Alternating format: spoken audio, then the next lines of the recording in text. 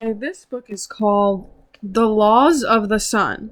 One Source, One Planet, One People by Ryuho Okawa, author of 100 million books sold. Okay, so The Laws of the Sun. The Laws of the Sun. One Source, One Planet, One People. Okay. Contents, Preface, Chapter 1. The Sun of the Truth is Rising. Okay, and then okay, this is kind of stupid, but whatever. It says, okay, well, it starts with a preface. Okay, from the 1994 Japanese edition.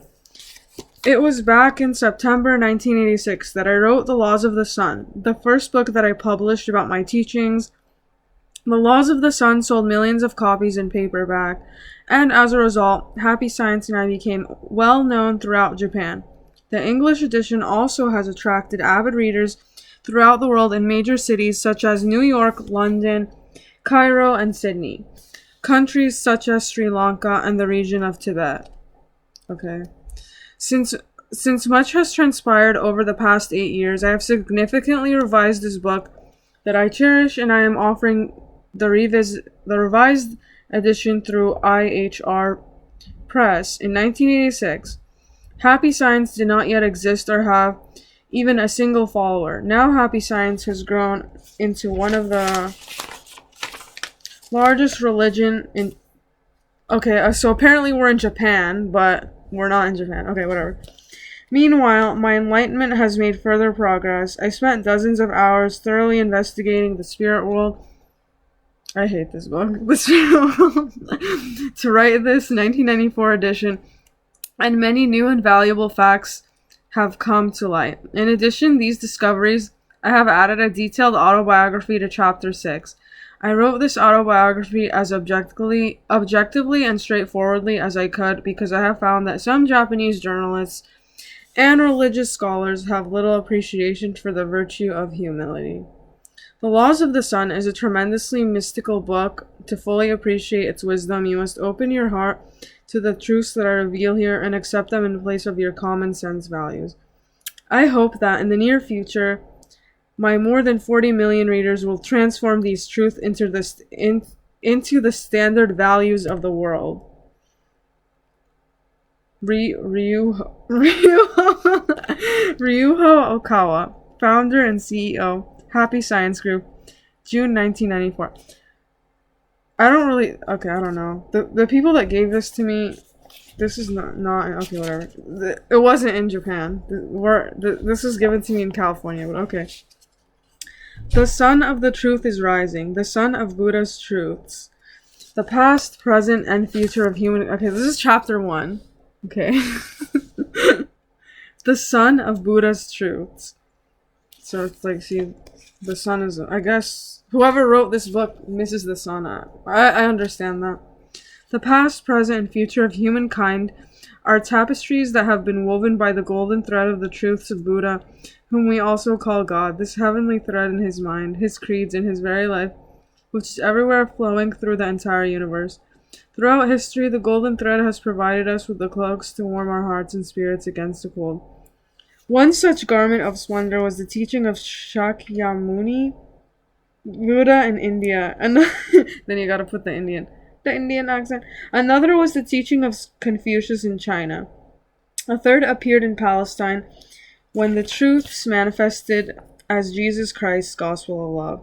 Since the birth of time, I don't know why I think that's funny.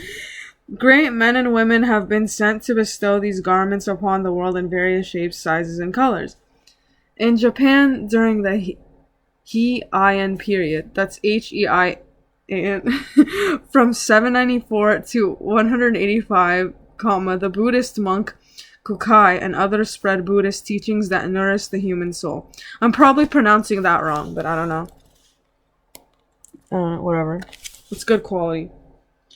During the Kamakura period, from 1185 to 133, monks such as Honen, Shinran, Iyasa, Dogen, Mayo, Nichiren, and Ippen restored the teachings of Shakyamuni in Buddha to prominence. And during the Muromachi period, from 133 1333 to 1573, Renyo revived the teachings of Shin Buddhism. In other countries, other great leaders have provided similar blessings. Certainly the teachings of such famous high monks as Nagarjuna of India and Tian Tachi of China must be counted against these blessings. The works of these great men and women are all part of the heavenly fabric of Buddha's truths. Today, the emergence of happy science marks the fifth major religious movement in Japan. How are we in Japan? With its arrival, the greatest masterpiece of the tapestries of Buddha's truths is now on the brink of completion. This moment is an extraordinary display of Buddha's growing desire to protect our hearts from materialism. I feel that. Materialism is too much. And from the belief that our human existence ends with physical death. He is our great protector who is always providing our hearts with light and warmth. And today we see signs that the sun of his truth is preparing to shine down upon us more brilliantly than ever before. Certainly there have been periods when the sun was hidden, when rain lashed us from the skies and icy gusts of wind made us shiver in fear. At times, the sun of Buddha's truth has seemed to keep its distance and even to disappear altogether. Nevertheless, far above the thick sea of clouds that blocks our view, the golden orb has been faithfully emanating light. Well, I don't know that word. Even when chaos filled the earth and turmoil filled people's minds, making it seem as though the light had vanished, thankfully, his rays never fail to pierce the clouds. For this is the light of salvation that rescues us from times of darkness and provides us the spiritual nourishment of life.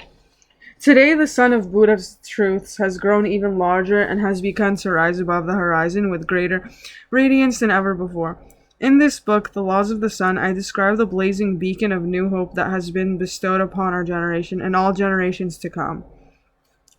This treasure has been hidden for more than 2 millennia, since the time of Shakyamuni Buddha, but now, as the sun of Buddha's truths rises higher, its brilliant light emanates from a small corner of the world, Japan, the land of Shakyamuni Buddha's rebirth, and casts its radiance over the entire world. The sun of Buddha's truths is rising, and before long, countless people will witness its glorious glow as it embraces the world with its magnificence. The world today is waiting for this light, longing for Buddha's truths to rise with the dawning sun and shatter the ramparts of darkness. The worldly delusions that humanity has formed throughout the ages, triumphantly and with a mighty force, he will take his will, his creeds, and his life to the limitless horizon of the universe. And you look up these words, there's songs for all of these words. I have written the laws of the sun in the earnest hope that you will join countless others in rising to this extraordinary occasion by making it your life's work to spread Buddha's truths to all of those who long for spiritual nourishment. Every word in these pages is imbued with my wish to bring salvation to the world. It is my deepest hope that what you read here will become life-giving words of light for you and for our brothers and sisters on earth. This is page 16. Okay, this is chapter 2, page 17. What is Buddha? Have you ever wondered about the meaning of life? If so, what conclusions have you reached? In considering life in this three-dimensional world of ours, we must begin by defining it. Many people will think of life as the brief handful of decades we spend between birth and death. If this is what you currently believe, then prepare yourself, This book will turn your entire worldview upside down. If life were truly finite and ended in death, then once the body is cremated, only a few bones and a handful of ash would remain. Okay, there's also a song for that too. And if this is really all that a life amounts to, why do we bother to put so much effort into it? Why do we sweat and toil in pursuit of our dreams? Pursuit is also a move in Pokemon. If you know, you know. Why do we study so hard to educate ourselves? If you know the answer to that question, you know. Why do we seek to deepen our wisdom and understanding about life? We do so because deep inside we know the truth. More than 2,500 years ago in India, Gautama Siddhartha, Shakyamuni, Buddha. Okay, I don't know any of these words, but I'm just gonna. If you want it, you don't want it. It doesn't matter. You can pause it.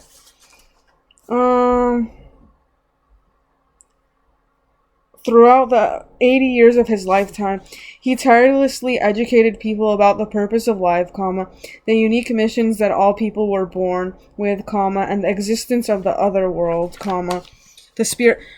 And when they say other world and spirit world, I'm thinking of the internet and the phones. I'm sorry. That's just my opinion. Were all of those teachings just an effort to fool people? ? Of course not.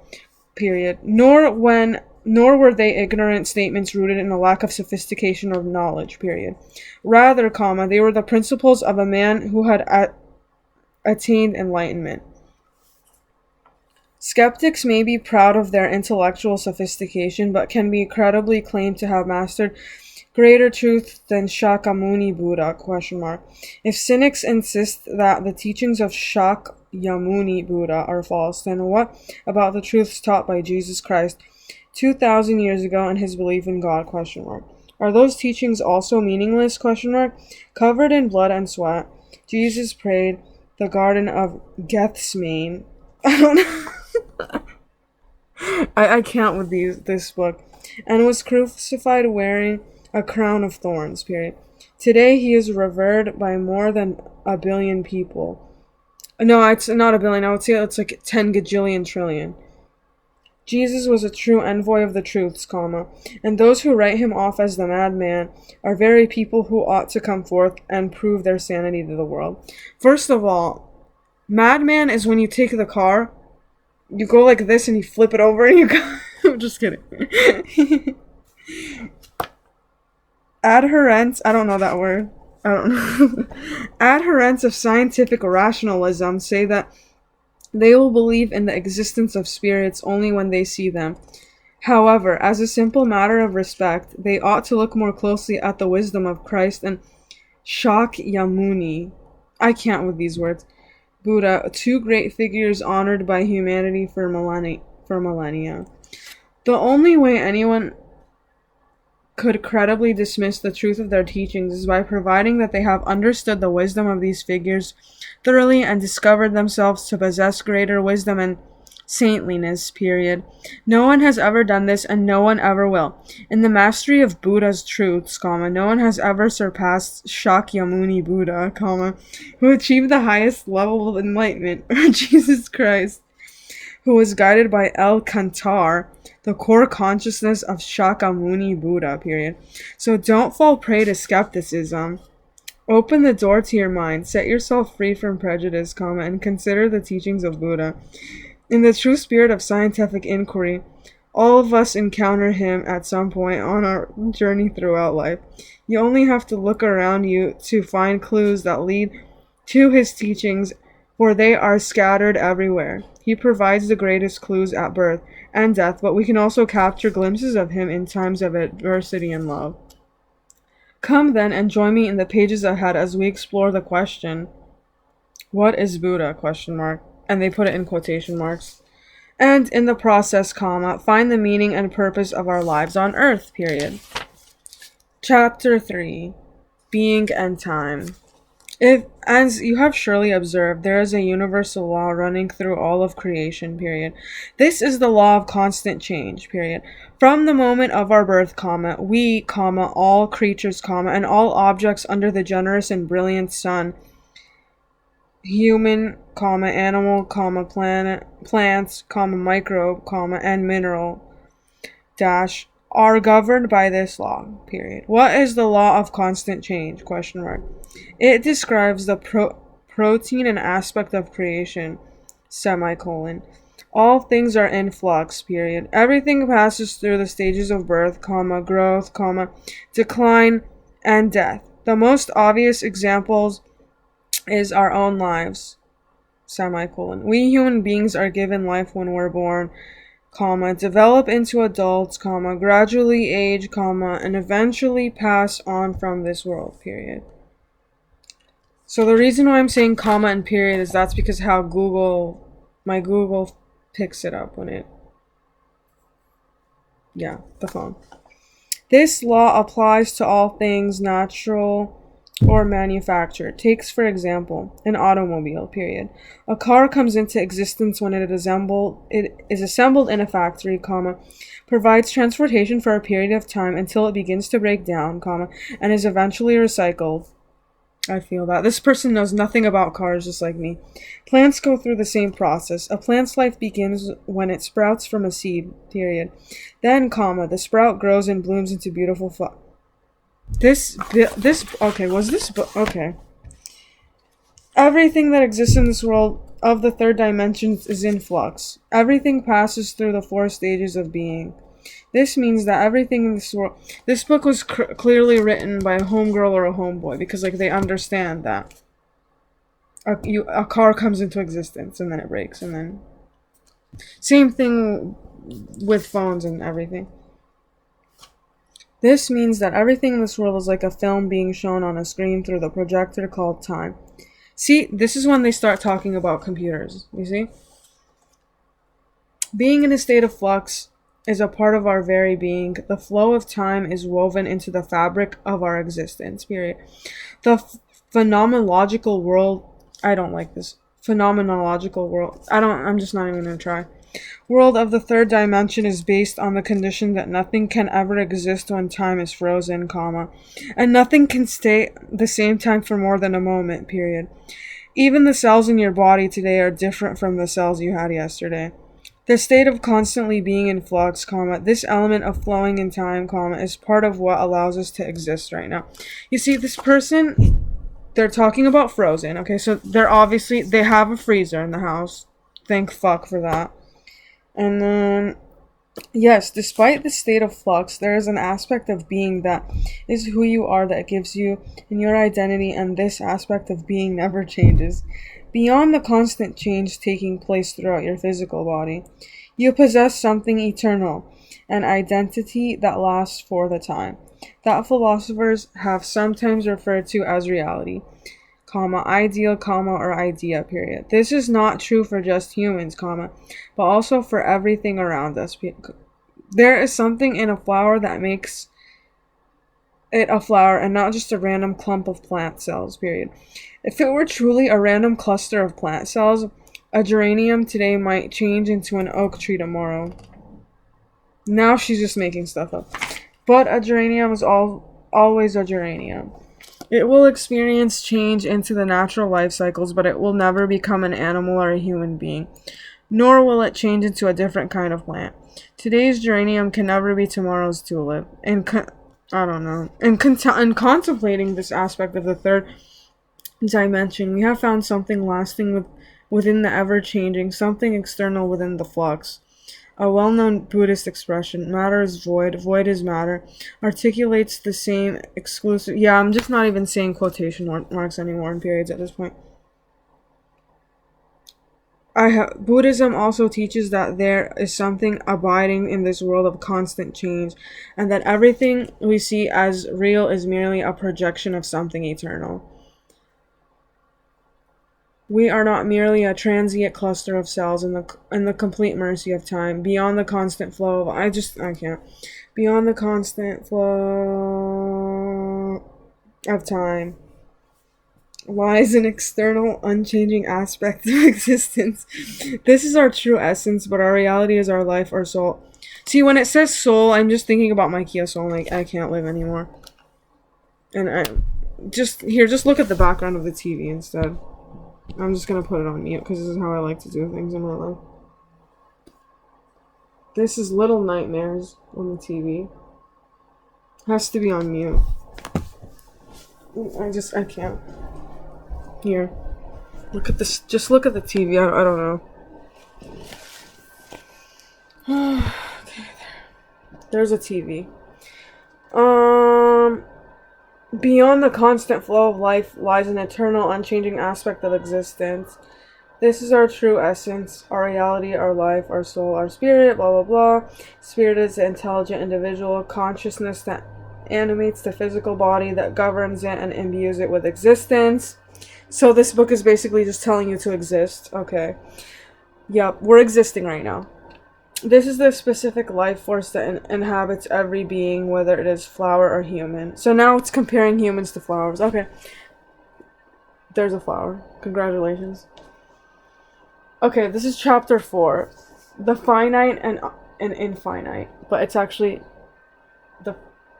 the finite and infinite, because, like, infinity. Hello. This discussion of time and existence or reality brings us to the topics of the finite and the infinite, which encompass the fields of space and time. Is human life finite or eternal? Does the universe have an end? Question mark. Or does it extend infinitely? Infinitely.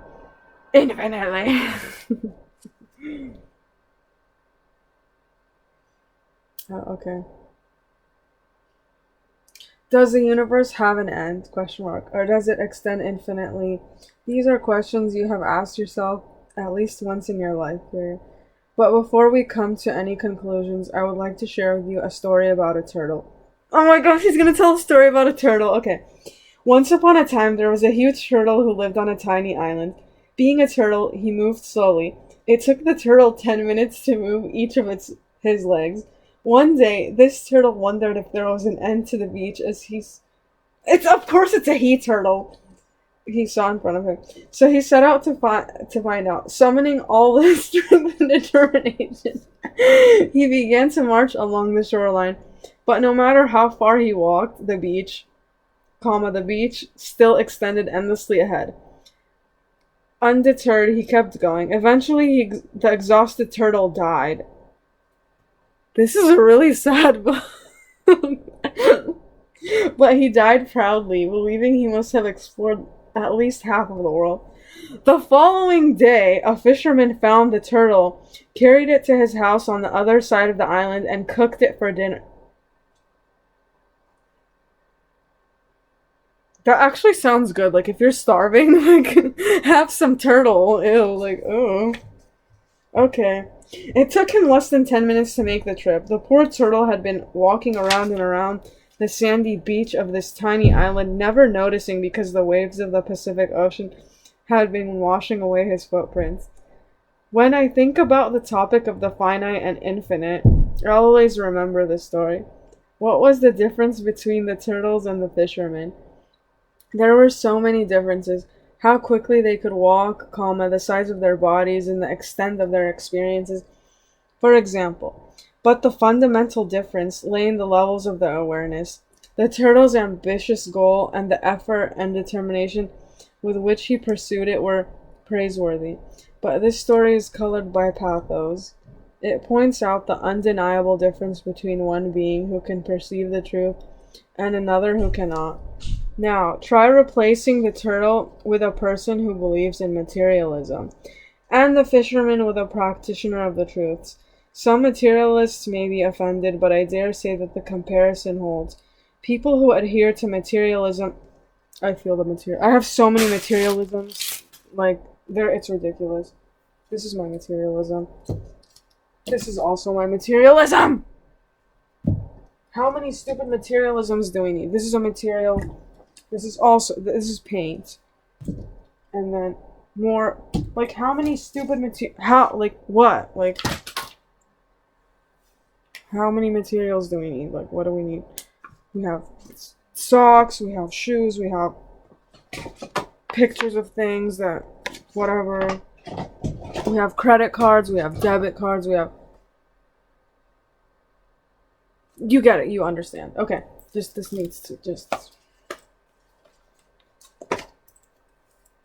Okay, so, at this point in time, okay, where were we? Now, try replacing blah, blah, blah, blah. Okay, so basically, what they're saying with this point, try replacing the turtle with a person who believes in materialism, and the fisherman with a practitioner of truth.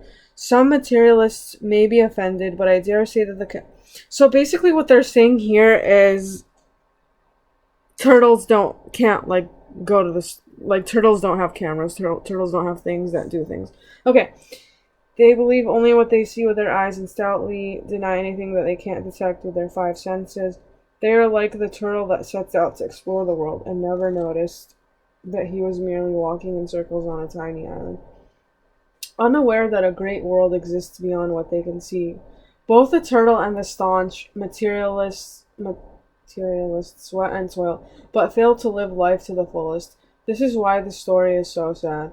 The truth is that long ago we were given eternal life. Since then we have reincarnated into this world over and over to fulfill the spiritual training of the soul. God, why did I sound like he has soul? This is what I think when it says soul. If it mentions soul one more time, I can't with the soul. The spaces in which our souls live are not limited to this world in the third dimension. Okay, so when they say third dimension, this is the third dimension right here. Okay? There's also one right here too. This is also a third. Here you go. Third dimension yourself. Nah, okay. Whatever. Third dimension.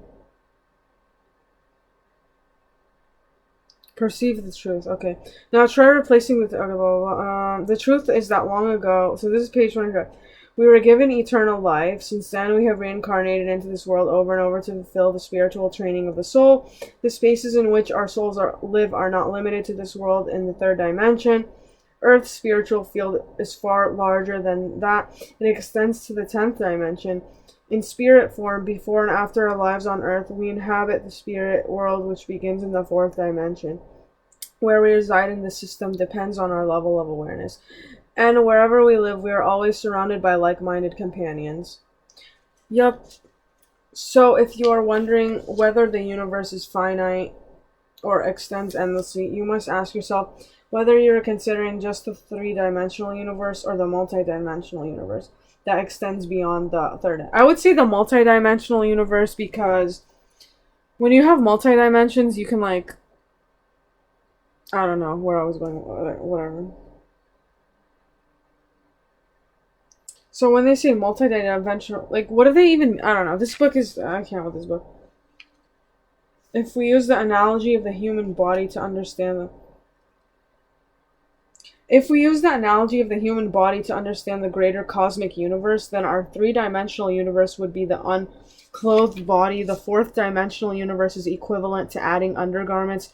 The fifth, you see? They're getting to something. So what they're saying is, our three-dimensional universe would be the unclothed body. The fourth dimensional universe is equivalent to adding undergarments. The fifth dimension is a shirt, and the sixth dimension is sweater. So then, when they say that, I'm like, okay, it's probably cold outside. The seventh dimension requires the addition of a suit for men and formal attire for women. And the eighth dimension adds an overcoat. So basically a jacket. The ninth dimension, finally, would be the hat, which is the highest dimension that the Earth's reincarnating souls can live. So basically they're saying, like, your hat is your life. Like, this is how I'm understanding. So, I don't know if you want to pause. You can pause it. I don't know. It doesn't matter. Nobody cares at this point. So, basically it's saying that, like, if you don't have a hat, you're trash. That's what it's saying. Okay. That's how I understood that. The universe is Okay, so chapter 5, page 26, the universe is multidimensional. The word dimension is crucially important to understanding the many worlds that lie beyond this one, and you may be wondering what I mean by it. My definition is similar to common usage, but it's also a bit different. In the context of this book, comma, quotations, dimensions, are ways of describing the characteristics of a specific world and its inhabitants according to how many traits they possess. See, now they're getting onto something, because, like, world... Yeah, every time you see a W, I think world. Like, let's see, there's World 22 from RuneScape. Don't forget about it. Okay. And then, for instance, the first dimension is a world made up of straight lines, which themselves are points strung together. Okay, when they say straight lines, I think parking lot. That's amazing. Okay.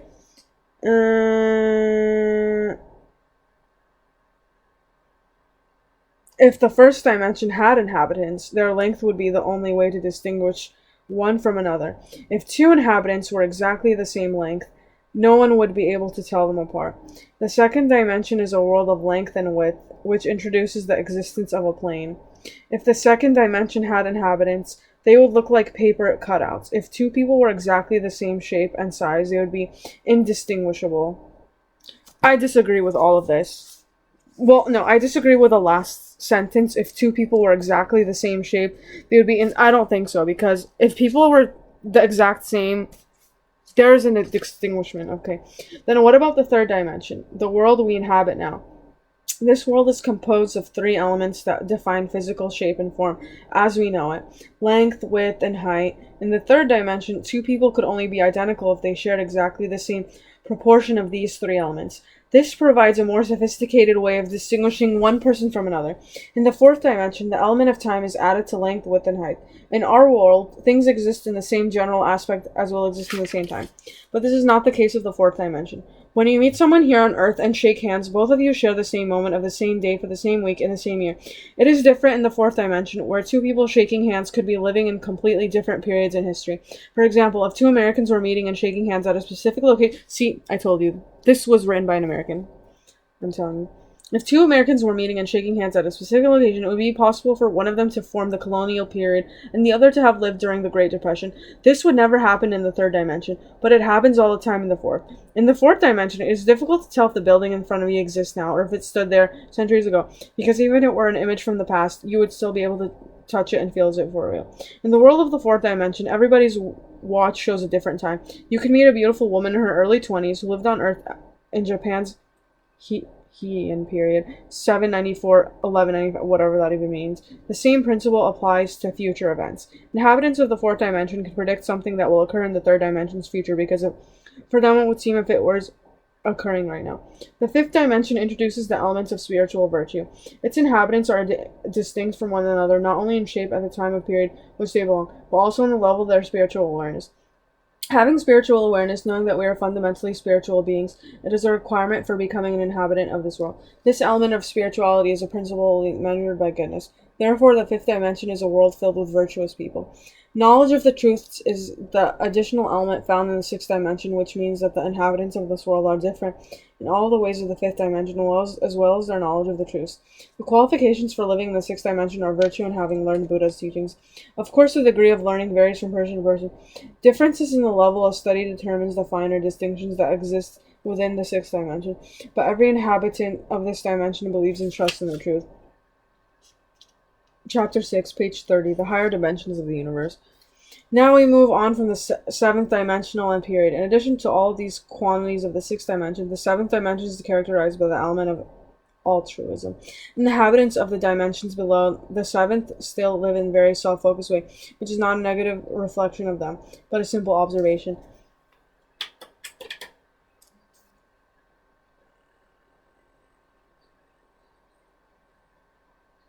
Where was I? They and all the inhabitants of the dimensions between them are like students who have not yet completed their formal education.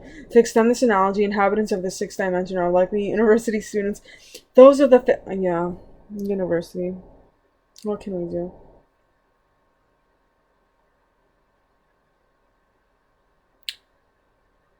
Yeah, okay. To extend this analogy, inhabitants of the sixth dimension are like university students, those of the fifth are like high school students, and those in the fourth dimension are like middle school. Yeah, so they're basically doing fifth grade. Okay, I got that. When people are admitted to the seventh dimension, their education is complete. They have become fully aware members of society. In this dimension, their hearts are filled with love towards others, and all their deeds are based on selfless service. Inhabitants of the seventh dimension are always giving love to each other, but they are also actively instructing and guiding residents of lower dimensions, especially the fourth dimension, where inhabitants have not yet fully realized that they are spiritual beings and are in search of salvation through goodness. So when you see Salvation, like Salvation Army, I love donating random stuff to Salvation Army. Finally, some spirits of the seventh dimension choose to reincarnate in human form in the third dimension, so that they may give their love and service to the benefit of all the beings living on Earth. In the eighth dimension, compassion is added to the seven prior elements. Compassion is the desire to give unconditional mercy of these higher sacred beings, offer it freely without reservation or distinction. While the love of these seventh dimensions could be called the love that gives, the even higher love of the eighth dimension could be described as the love that gives inexhaustibly, or without limit. The love of the seventh dimension can be achieved by human endeavor. The spirits here share with others the love that they themselves have accumulated through the effort. In comparison, the love of the eighth dimension is never ending, much like the sun. It is true compassion. Inhabitants of the seventh dimension give their love to specific people and give different amounts of love to different people. But by contrast, the love of the eighth dimension is absolutely fair and selfless. It is so magnanimous, I don't know what that means, It has transcended any human notion. Here, I'll just show it in case anybody wants to look. Nobody wants to look. Magnanimous. Yeah, nobody cares.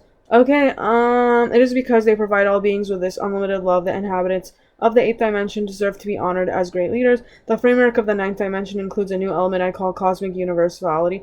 In the eighth dimension and below, inhabitants live within the multi-layered structure of planet Earth's spiritual field. The ninth dimension, however, reaches beyond Earth's spiritual field, connecting it to the spirit world of other planets beyond our solar system. So the inhabitants of the ninth dimension guide the Earth's spirits group based on an awareness of an involvement of spiritual evolution on a larger scale. As part of the greater cosmic universe, the deities of the world religion who have been considered the source of the laws inhabit this ninth dimension. The only aspect that distinguishes these gods from one another is their unique color of light, each of which is considered the source of the laws. The laws themselves ultimately come from one source, Buddha's laws, but the different ninth dimensional spirits express them differently in 7 unique colors. Beyond the ninth dimension lies the highest level of Earth spirit group, the 10th dimension. None of the inhabitants of this realm are never born as humans on Earth. They have no human character. In fact, there are only 3 spirits in the 10th dimension who exist as separate consciousness. These 3 inhabitants of the 10th dimension possess the compassion of the 8th dimension and the universality of the 9th. And they also take on the roles in creation and evolution. The sole difference is between these 3 consciousness lie in that their different responsibilities in the processes of creation and evolution. They no longer have the unique human personalities that are found in lower dimension. The 3 consciousnesses of the 10th dimension are sun conscious, moon consciousness, and earth consciousness. The sun consciousness governs the will of the positive and active forces, all work in a living creatures on earth, including humans. The moon consciousness governs the feminine elements of restraint, elegance, and grace, and earth consciousness is the life force within the planet itself, responsible for the creation of everything on earth. The work of these 3 great planetary consciousness have shaped everything that has happened in the 4.6 billion year history of our planet Earth. The multidimensional world within Earth's systems ends with the 10th dimension, but beyond that lies is the 11th dimension. This book just does not make any sense at all. The structural element of this element monkey babble. This is monkey babble. Okay. The spirit governs countless 11th dimensional stellar, blah, blah, blah. It is also possible to describe what lies beyond the 12th dimension. Is that the way of blah, blah, blah, blah, God, Buddha, whatever. In the next section, I will give you a glimpse into the higher worlds of the multidimensional universe that exists beyond our solar system. Chapter 7, 1. The birth of the stars and the planets. Inquiry into the afterlife. What happens to us after we cease to exist on Earth is a subject principally discussed in religion, while inquiry into the mysteries of creation is largely a subject discussed in science. In the sections that follow, I would like to show you that religion inquiry and scientific inquiry are ultimately one and the same, and that they reveal both the mysteries of birth of life and the truth of creation. The cosmic universe's 3rd dimension, for which our planet is a member, is known to have come into existence approximately 40 billion years ago. The primordial Buddha of the cosmic universe, the fundamental God who exists in the 20th dimension or higher, has existed as a conscious from time immemorial to the creation of the cosmic universe, has been part of his mission. Approximately 100 billion years ago, he had the intention of creating the 3-dimensional cosmic universe. Then about 80 billion years ago, through his will, he created a cosmic spirit who would be in charge of governing the 3-dimensional universe. This marked the birth of a spirit of the 13th dimension, the very first spirit involved in the universe we see and live in. This cosmic spirit of the 13th dimension was created as a projection of the primordial Buddha's consciousness. Approximately 65 billion years ago, the cosmic spirit set out to create the galactic consciousness of the 12th dimension, including that of the Milky Way galaxy that we inhabit. In total, as many as 2 million galactic consciousnesses populate the cosmic universe. Around 60 billion years ago, the galactic consciousness of the 12th dimension created the stellar consciousness of the 11th dimension. In doing so, they gave form to 11th dimensional space for the first time. In our own part of the universe, the 12th dimension conscious of the Milky Way galaxy created the 11th dimension consciousness of our sun. Approximately 53 billion years ago in the Milky Way galaxy, the stellar the stellar consciousness of the 11th dimension began to create planetary consciousness, which marked the birth of the 10th dimension. In the solar system of which we are a part, the stellar consciousness of the 11th dimension, the solar system consciousness created and successful the planetary consciousness of Mercury, Venus, Earth, Mars, Jupiter, Saturn, and the other planets, a process completed around 42 billion years ago. Approximately 40 billion years ago, an extraordinary phenomenon occurred inside the consciousness of the 13th dimension cosmic. Blah, blah, blah, blah, blah. Monkey babble. Okay, massive amounts of nuclear fusion and fission triggered the spectacular cosmic fireworks known as the Big Bang. This phenomenon gave birth to three dimensions within the spirit world of the cosmic 30. My parents probably regret teaching me English during the 40 billion years ago. Blah, blah, blah. Chapter 8. I'm just going to skip over it. The birth of life, the birth of human spirits and the other life forms. So far I've been discussing the creation of the greater universe, but now I will focus on Earth's solar system and describe the process of creation of individuals. If it mentions soul one more time, because I had a Kia Soul, okay? Whatever. The first living creation of our solar system is here on our planet. Before Venus was created, our solar system was uninhabitable. Venus first took form 6 billion years ago, but it would take another 500 million years before the 9th dimension our solar system. When it was created 5.5 billion years, a more active and dynamic spirit than the 10th dimension. Blah blah blah. I can't. Now they're mentioning El Mu. I don't know who that is.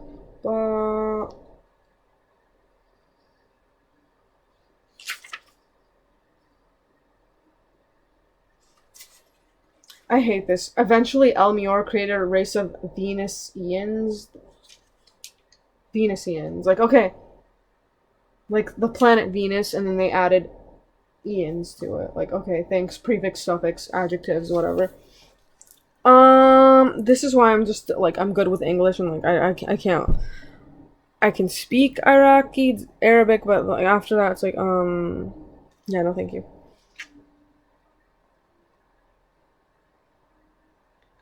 The Venusians look like modern Earth people, but were far more intelligent, possessing IQs of over 300, and their peerlescent radiance. Venusian, blah blah blah, look like celestial beings, and so basically, he's saying like they're like play a video game because it like looks better inside the video game than it does like in whatever.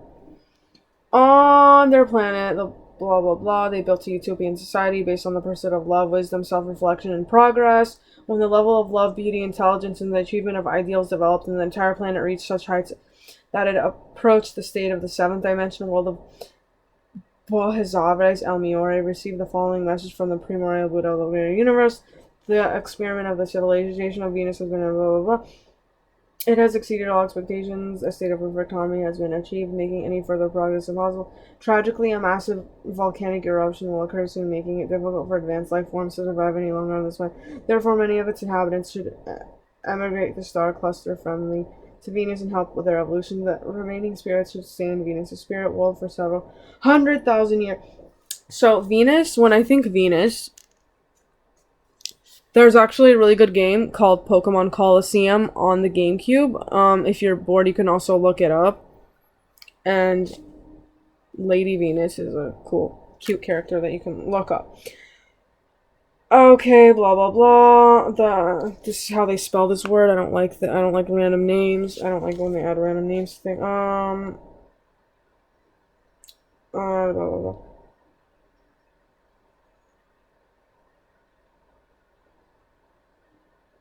Tragically, a massive volcanic eruption will occur soon, making it difficult for advanced life forms to survive any longer on this planet. Therefore, many of its inhabitants should emigrate to star cluster. So basically, when it says, therefore, many of its inhabitants should emigrate to star cluster friendly to Venus and help in their evolution, I think this book is just basically telling me, fuck off and, like, move to a different place. That's how I understood that. Planet Earth will become a completely blank slate where you will be creating a brand new utopia. You shall invite foreign souls from unknown stars and educate them, which will contribute to the Milky Way galaxies. So when it says you shall invite foreign souls from unknown stars, that's basically saying, like, welcome guests from other countries or other planets, whatever. Just look at maps. I don't know, Google Maps. Or Apple Maps, or Waze, or any map that has a map. Okay, whatever. They decided to build a greater emphasis on dynamic illusioning of the structure of Earth because Earth's environment was favorable to this approach, acting on the advice of Elmior that the three spheres of the energy, blah blah blah. And the first principle gave diversity to the level of advancement of life forms in the third dimension. It created. Okay, this is like basically the book of bullshit. Second principle, blah blah blah. About 2.5 billion years ago, because mold and other fungal growths were created and became the vegetables, okay, gradually increasing complex life forms were all created and sent to the third day. In accordance with the second principle, the bottom tier of the spirit world was created. Although this would later develop into the fourth dimensional post-humus world, at the time it was not clearly differentiated, resembled a misty veil without defined boundaries. Hovering above land, early microbes and primitive plants reincarnated between the lower spirit world and the land. Then, about 600 million years ago, Earth's three planetary spirits saw that the time had finally come to introduce superior life forms here. First, they created the Earth ninth dimension spirit world and invited Elmior from the Venus, the more advanced planet, to direct Earth's development. Elmior became the first ninth dimensional being in Earth's spirit. The grand spirit, Elmior, that they first personified spirit, set out to. He transferred to Earth's spirit life, blah blah blah. How did the blah. The idea of animals such as mice, rabbits, dogs, and cats, he brought them into being into the lower spirit world. Then, one after another, he materialized these consciousness into the third dimension. In this way, advanced animals began thriving in the third, blah blah blah. And then at last, Elmior spoke with the three planetary consciousness of the 10th dimension and insisted that the time had come to create humankind into Earth.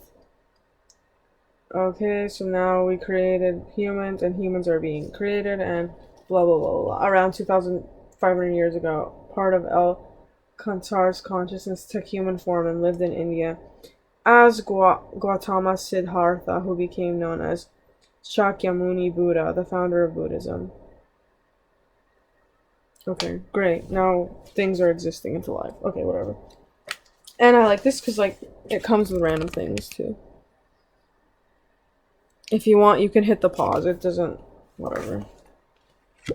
More random things that you can. Random numbers in case you want to call random things. Codes in case you want to. I love codes. And then it tells you also available on. And if you don't know, if you know those logos, you know. If you don't know, you don't know. And I apologize if you don't know, because it's really important. The logos are Apple Music, Spotify Premium, and Amazon Prime. Those are really important things. Free spiritual animation movie, The Laws of the Universe Part 0. Everything is free. For more info, RSVP here, Universe0 at eventbrite.com. Okay, I guess that's another thing if you feel like doing a thing with a thing. Okay. And it gives you dates that happened in the past, because right now we're in March. So I missed this thing. Oh no, but it's online. It's free. Everything is free online. Okay, great. Just be nice and polite. Maybe you'll get stuff. I don't know. Yeah, I mean, I guess everyone's famous. Okay, great. And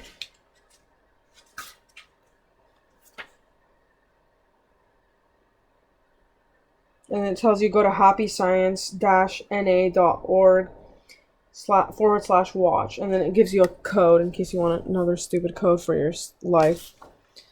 The beginning of Earth's spirit group, as we've seen. Now it's mentioning El Cantar. I don't know who that is either. Planet, spirits group, blah blah blah blah. First he gave.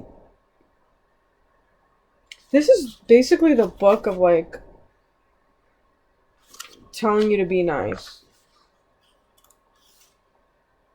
So I think I'm done. I'm done at. Okay, we're done at. I'm not finishing this. This is